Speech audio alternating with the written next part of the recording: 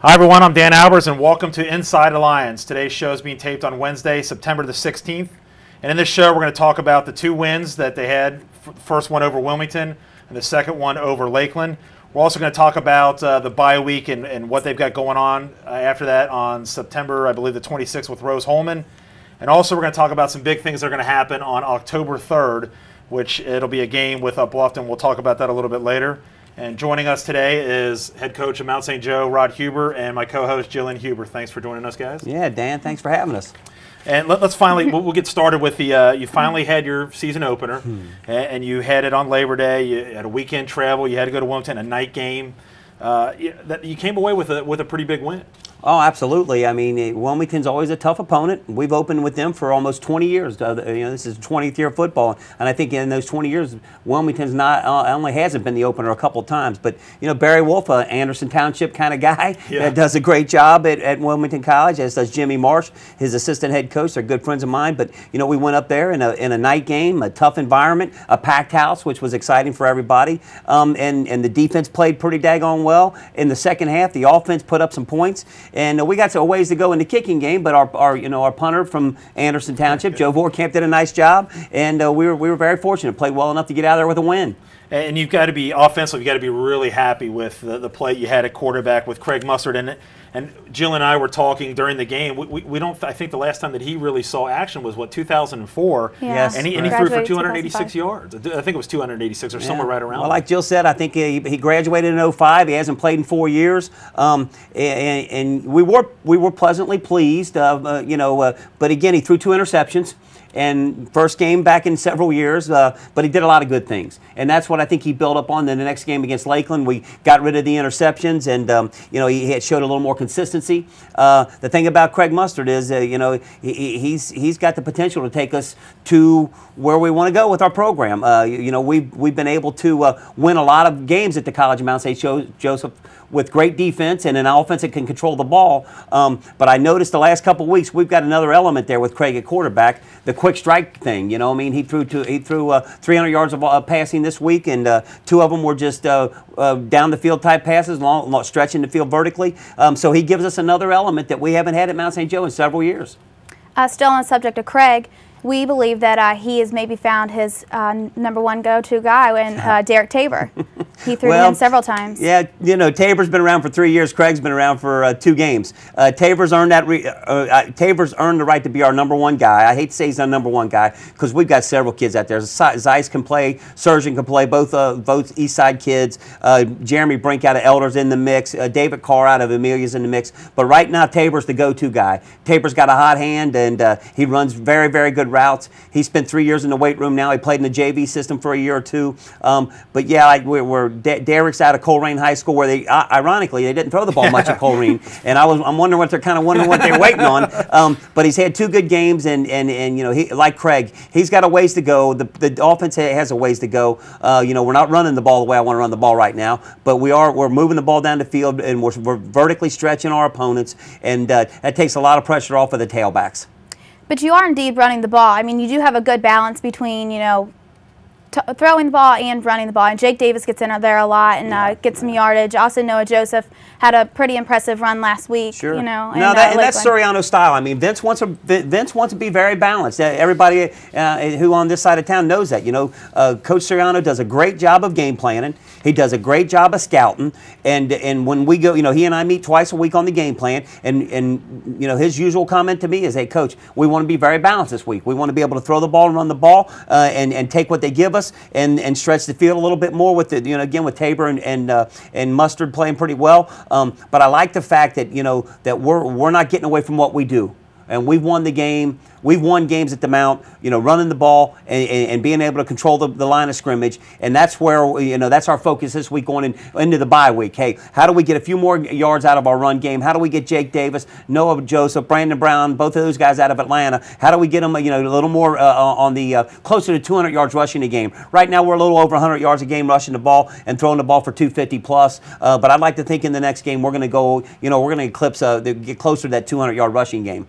Yeah, defensively against Wilmington, you had a monster game from Eric Prosser. I want to say it was like 19 tackles. I'm not sure if that 16. was 16. I believe tackles. 16 was. Yeah. So he had a pretty big game, and you got to be happy with that outcome from him and your defense. Well, the defense is starting to come around. You know, I mean, we're again, we take tremendous pride at the Mountain playing defense. We've said forever we're going to take our best athletes that can run and make plays, and we're going to put them on defense, and then we're going to take everybody else and make a great offense out of that. But you know, Prosser he was the Heartland Player of the Week. Mm-hmm. He was the coach's pick for the Mount St. Joseph Player of the Week.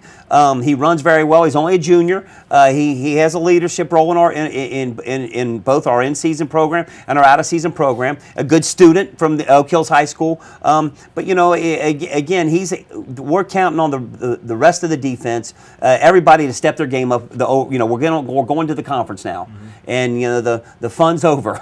Now it's for the marbles. We talk about winning a championship ring at the College of Mount St. Joseph every year, and you know, I mean, that's what I hope the defense is starting to think, that hey, for us to win a championship this year, one game at a time, and the next big one's Rose-Hulman. But we got to get better on the defensive side of the ball. And you had, during our broadcast, you know, Ellis and I were so used to hearing the same name on defense, but Phil Potter and some of these guys. Uh-huh. You got a lot of new faces on defense, and again, that has to be something. I think they've played fairly well here early on. Well, the nice thing about these new faces are a lot of them have been in the program for 3 and 4 years. That's why we started a JV team 6 years ago. That, you know, I mean, our program's to the point where not many freshmen are going to come in and start.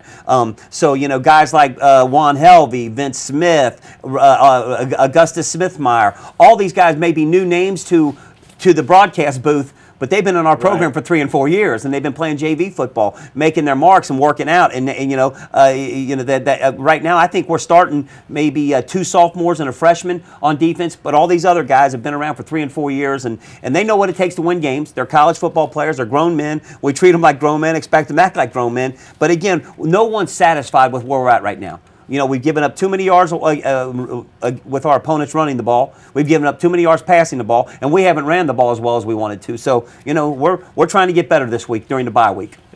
And Coach, not only are there new faces making plays, but we got some new faces calling plays. In the past few years, you've had 3 different defensive coordinators. Yep. Jimmy Hilvert, you took on the role yourself, and Al Heim was the 3rd defensive coordinator. Sure. How has that been on the players themselves? Well, you know, I mean, that's something that you go through in college football. You know, college football coaches change year in and year out. Now, are we happy about that? No. I mean, we'd like to have some consistency there. But you know, we've settled in on Brad Phillips, and Brad's brought Bob Crable into the mix from Moeller High School, ex-NFL guy, and Tony Aceto, Justin Roden, Kyle Prosser, another Mount St. Joe guy, and Pat McAtee are all back. These guys have all returned. Mm-hmm. So, you know, there's a new guy calling the defensive schemes, Brad Phillips, but all those coaches have been around the Mount for a while. And I think, again, with some consistency and them getting a little more familiar with the schemes that we brought, that Bob Crable and Brad put in spring game, in spring football, that, you know, we're going to get better with our defense. We're not even close to where we're tapping our potential yet. And I like that. There's a ceiling up there, but it's a long way away from where we're at. And I think the kids realize that we're not playing real good football, but we're winning. And we can play a whole lot better. And that's what I think our defensive coaches are striving for right now. They're really pushing these kids in the weight room. They're pushing them, you know, on the field, push them in the classroom. And, you know, again, Mount St. Joe football is about playing great defense. Mm-hmm. And on the defensive side of the ball, we do have your defensive lineman, Alex Harbin. He's here with us today. Yeah, actually, he's here. You've got to be pleased with, you know, a captain like that. Well, hey, Alex is a stand-up guy. You know, Alex will be the first one to come out here and tell you, hey, he's not happy with where he's at right now. He knows that he's got more football ahead of him. He's got 8 more games. But here's what I love about Alex Harbin. Alex Harbin has improved every year in my program, academically, athletically, socially, on the football field, leadership. He was overwhelmingly elected captain of the team by his peers. The coaches don't vote for captains, and I think Alex relishes that role. He's embraced the role that, hey, you know, I'm the captain of the team. I'm supposed to be the leader. I'm supposed to do things right all the time, and that's what's expected of him. You know, and I think, like I said, we got eight conference games coming up, and one of my goals going into the season was try to get Alex on one of the postseason teams. Now, I don't know if it's going to happen or not, but I mean, he's a guy that we believe should should get some looks for an All-American type of a player at the end of the year. If his numbers can show up and he can produce some big games and some big plays week in and week out for the next 8 weeks, Alex Hartman can take us a long way. And we're going to go into a little bit now of the Lakeland game. Sure. We got a lot still that we got to talk about here. And Ellis and I, when we were on air, we were talking about how the offense just looked fluid, and the offensive line did a really good job of giving you guys some holes and giving you the opportunity to maybe get the 3rd and 3s, 3rd and 4s, and you guys were converting those, where before maybe last year weren't doing those as much. Well, a couple things. I mean, I think we got a few more weapons. Obviously with the quarterback being able to throw the ball down the field, the defense can't put 8 and 9 in the box and hammer our run game. I think the offensive line under Dick Knox and Eric Dahl, both, Eric Dahl played for me years ago. He came over from Moeller as well, and Dick Knox, the former head coach at Harrison High School and Anderson High, one of the assistants at Anderson for years. But our O-line is growing up. I mean, make no bones about it. The right guard is a sophomore, the right tackle is a sophomore, and the tight end's a sophomore. So they got some gelling to do, but I've noticed big improvement. I've seen some things that I like. Their protection of Mustard, if I'm not mistaken, I think they've only given up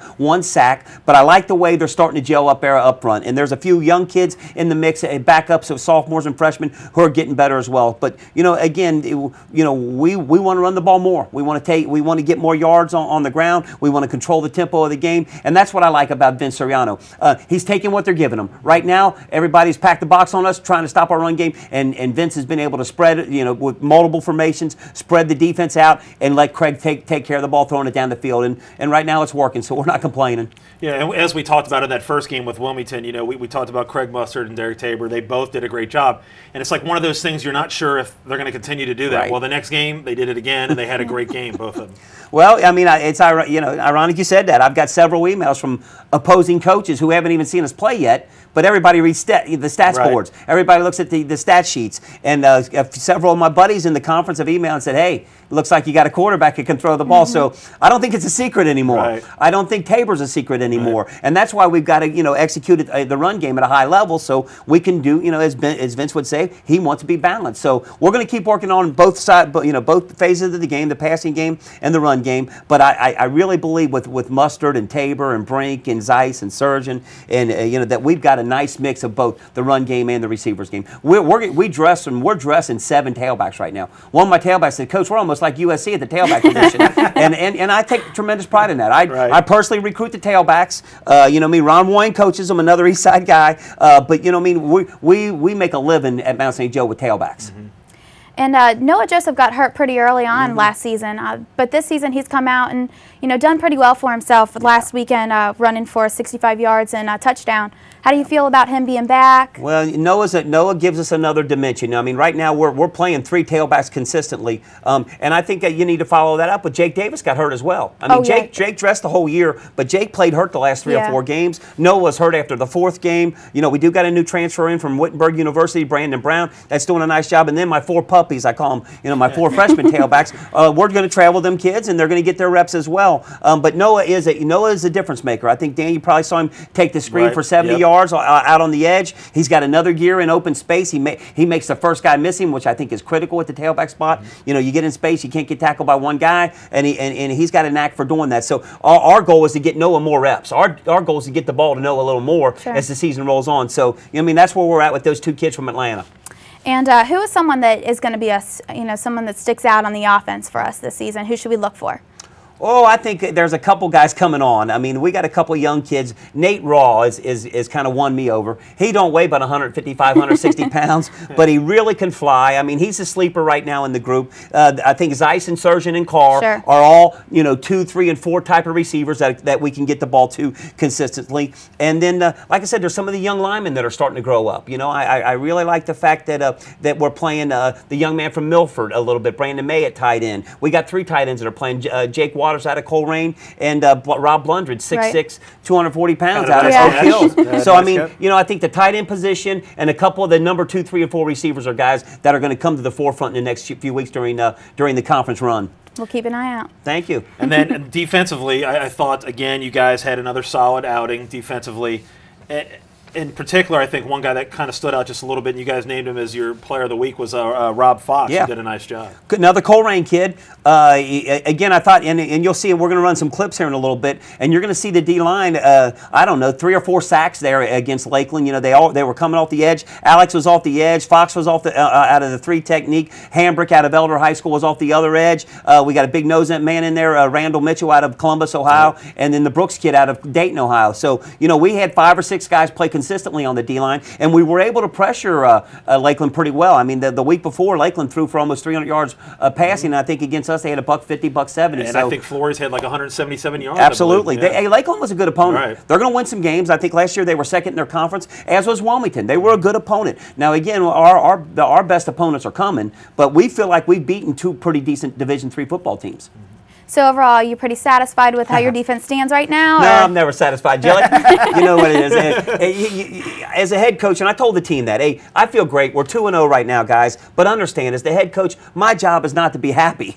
My job is to push, pull, whatever it takes, and work with the assistants and the coordinators on getting more out of these kids. It's a young team, but it's a talented team. I like this team. I really like this team. There's a ton of talent out there. They don't know what they don't know because they're young. But I think if they can keep getting better week in and week out, and more importantly, day in and day out. I mean, we're a one day at a time football team. Every practice is the practice. And we put a lot of pressure on these kids today to have a great practice and a bye week. And they responded. We had a very nice practice for a Wednesday during a bye week. As promised, here with us today is number 99, starting defensive end, Alex Harbin. Alex, how do you feel about your defense? I mean, Coach Huber talked a lot about the defense. How do you personally feel as, being out there? How do you feel about it? You know what, I think this is the best group that I've played with so far in my 4 years here. We're not a bunch of individuals. We all band together. If one person makes a mistake, we all take on the responsibility to make it right. I think this is a great group this year. Good.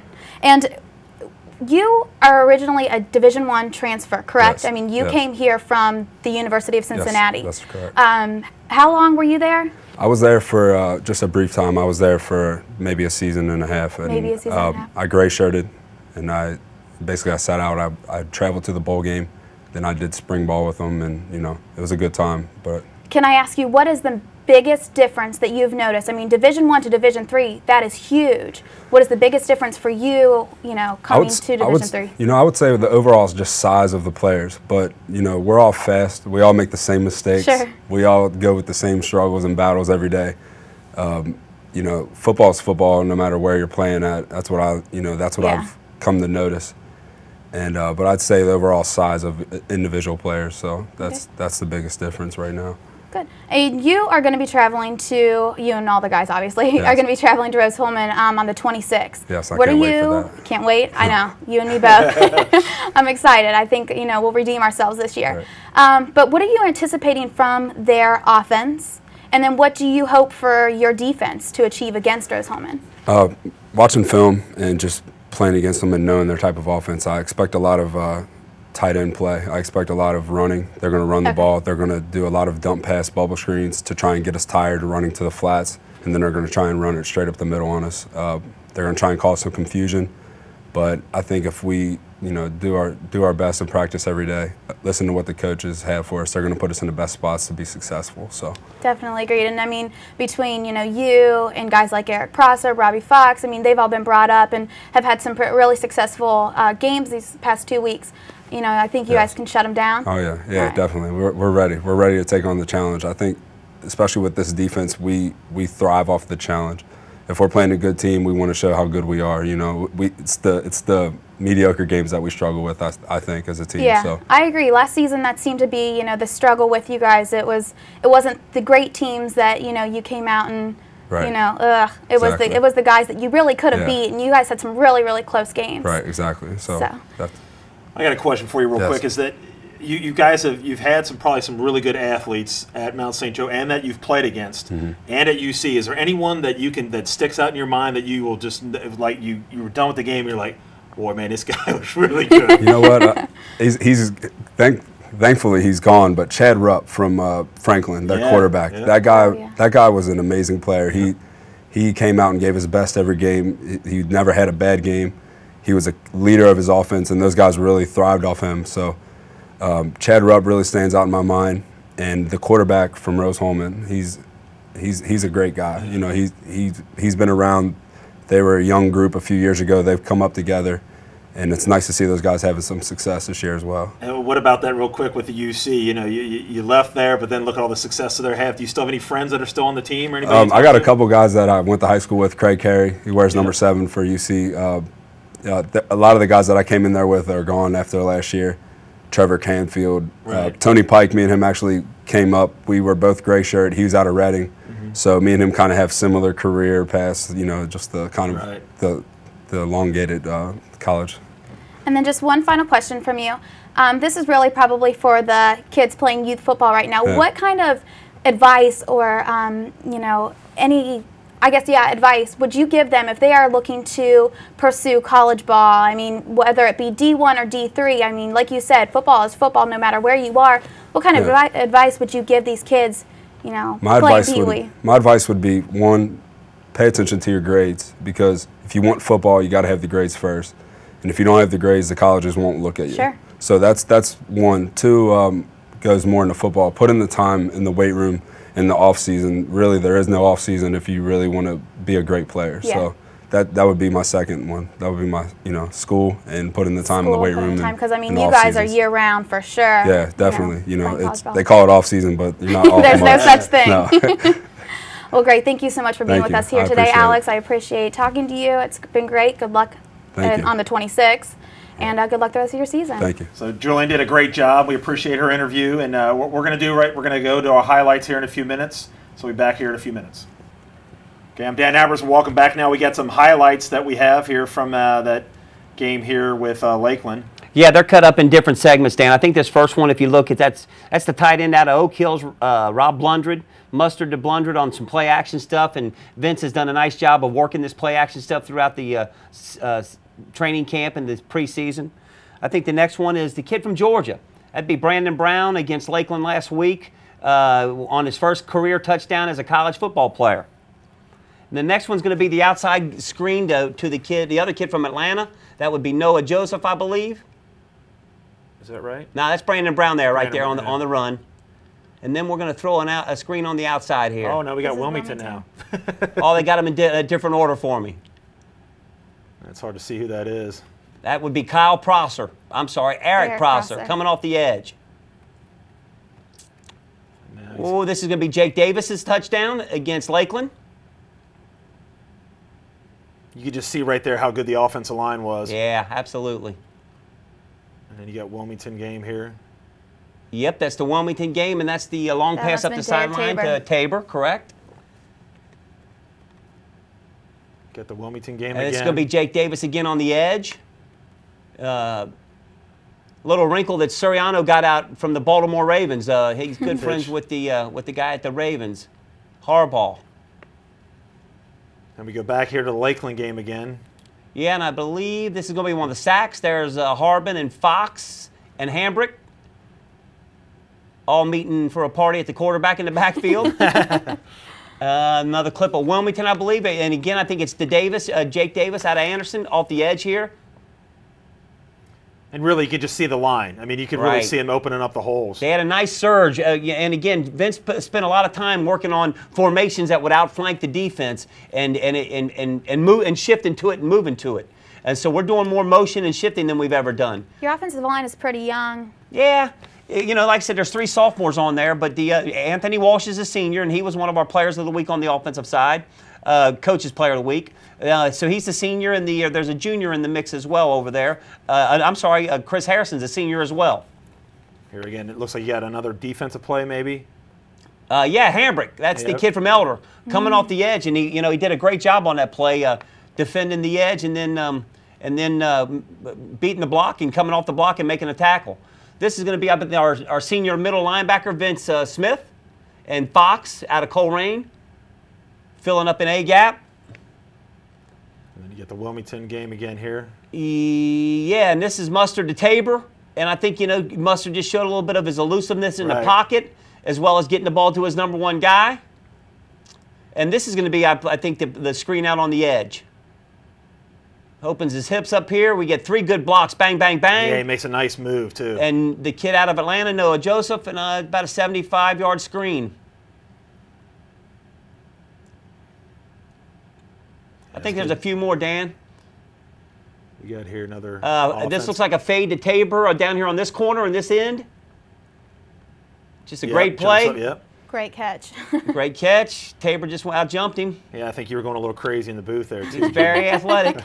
Okay, as you can see, that we've got a different setup behind us, and the reason is we'll explain that here in a few minutes, but we're going to talk about our bye week and the Rose-Hulman week. And this week, as we said, you have a bye week. Is there any really a good time for a bye, and do you like them? Oh, I love them. I love them because you can get healthy. I have 3 kids that are nicked up right now, and we'll get them all back here in the next 2 weeks. You know, if you treat them right and you do the right things during your bye week, you can get better, and that's what we're trying to do. The first thing we did was give the kids a day off. Some of them haven't had a day off since they reported to training camp 5 weeks ago, and so we gave them a day off on Monday, the varsity kids, and the JV went up to Wilmington and played a JV game, and they won 21-0. So they got something out of it. Yesterday we backed off a little bit. We did a weightlifting session, a conditioning session, and a video session, and today we hit the ground running. We had a full contact practice today. We'll have a full contact practice tomorrow on Thursday. We'll go through our morning routine on Friday. The boys will get the Friday night off to go watch their old high school teams play. They get the weekend off, and then we come back for Rose-Hulman on Monday with a full week. And now with a bye week, does that allow you more scouting time, or do you prepare more for your next game with Rose-Hulman? No, great question. A little bit of both. Well, we spent most of the day today on recruiting video, watching the recruits' senior videos and trying to catch up on recruiting. I know Kyle Prosser and John Barber, my other full-time intern, were in there breaking down video all day afternoon. In fact, we took Kyle Prosser off the field today so he could go in and get some video work done on Rose-Hulman. So absolutely, Jill. We take that time and spend more time scouting our opponent, looking at our opponent, and with Rose-Hulman being, the #2 team in the conference last year and a very good team that beat us, we need all the time we can get to prepare for them. And as we said, the screen is different behind us, and there's a special reason for that. We have some special activities going on. That's going to be our next home game that we'll be broadcasting. That'll be on October 3rd. Explain a little bit about what we got going on. This fits in right into what I'm trying to do at the College of Mount St. Joseph. Community service, being involved in the community, giving a little bit back to the community, I think is part of the college's experience, as well as the Sisters of Charity, part of their mission.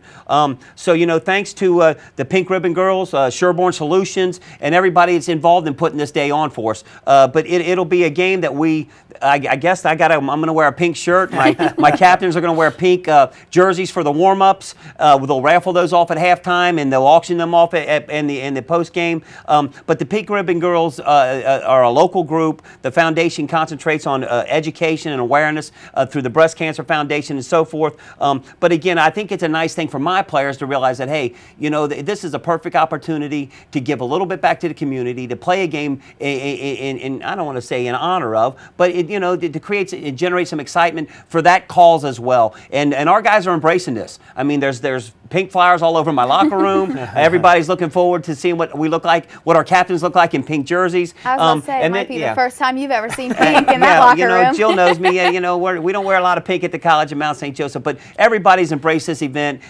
Tracy Metzger is the director, if you will, of the Pink Ribbon Girls locally, and she's excited, as is her team, as is my team. So we're going to team up with these guys, and we're going to put on a show for them and hopefully play a good football game. And what we'll try to do, too, is I've been trying to get in contact with you as well, is I will try to have that on my website for that game.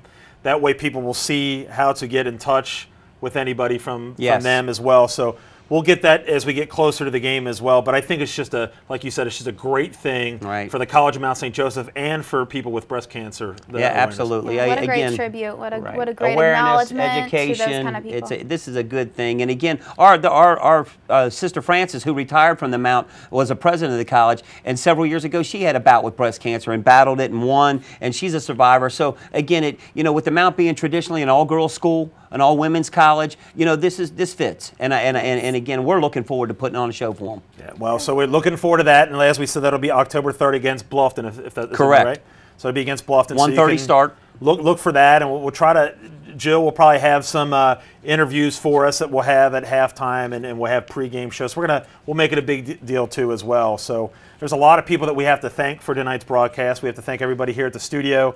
Shane and Andy, they do a great job for us. Absolutely. Yeah. Appreciate all their hard work they do. Sherborne Solutions, they just make our set, and Our they make me beautiful look graphics. skinny, and that's big when I look skinny. They do a great job. So we appreciate their hard efforts. And then I can't say enough for Dane Newmeister and all the work that he does for me and helps me out during my broadcast. And also yourself for having the time to come out here. Absolutely. And Kyle Prosser doing a great job on those things. And Jill, and I tell you what, for your first time doing this, you did an excellent job. My television so for debut. You did a great job. So the people in Thank Anderson you. will get used to seeing you now, and I'm sure they saw your big mug on the on the website. I hope they didn't. So you did a great job. Thanks Thank again for you. helping. So we want to thank all the fans too out there, and the support and all the help that they've done, and being patient, because I know sometimes we've had some difficulties. We did last week, and we got so many emails telling us to hang in there, and they were supporting us, and we had a little bit of difficulties, but we got it figured out. So appreciate all their patience, and as we said, we're working on the bugs out, and we'll finally get this straightened out. So, and as again, you can listen to all these on USBN Sports, and we'll have our next game on the 26th. Looking forward to it, Dan. Or no, actually, I'm sorry, on the 3rd, October 3rd. October 3rd, Yep. USBN Sports Live. So, That's right. again, for Rod Huber and Jillian Huber, we appreciate you watching Inside the Lions, and we'll see you next week.